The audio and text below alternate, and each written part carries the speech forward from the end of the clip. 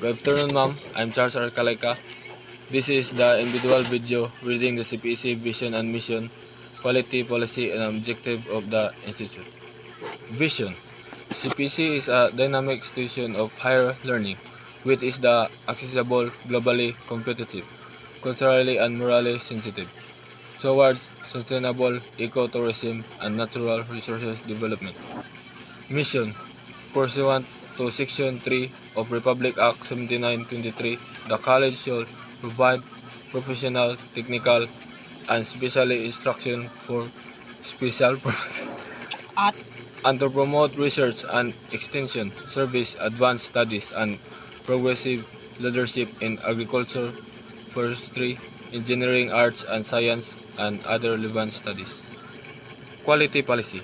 Camiguin Polytechnic State College, an institution of higher learning in the island of Camiguin, comments to provide quality higher professional, technical, instruction, research, extension and production, service, advanced studies for progressive leadership in agriculture, teacher education, engineering, computer studies, industrial technology, arts and science, tourism, business, and public administration. To achieve this CPC shall 1. Deliver quality service to stakeholders. 2. Adhere to regulatory requirements, establish professional and technical standards. 3. Adopt change in education system as required by law. 4. Forge agreement with the SACS and line agencies locally and internationally. 5. Update the qualification and strengthen competency of faculty members. 6. Improve its key process and product procedures in delivering quality instruction and relevant research and extension service. And 7. Pursue continual improvement on quality management system and higher learning institution and partner in sustainable development. Institute of Arts and Sciences. Objective of IAS.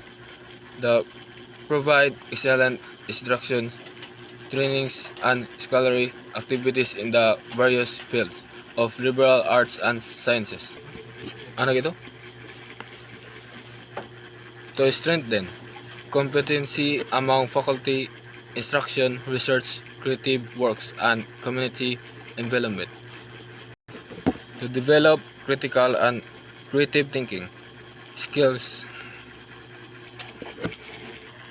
ethical conduct, values, consciousness, and appreciation for culture and the arts in the pursuit of excellence.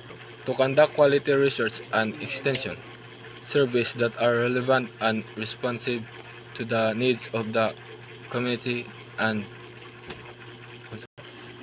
to establish linkages with other agencies, non-governmental organizations of an industrious for the partnership and employment opportunities from various stakeholders for mutual sharing of resources.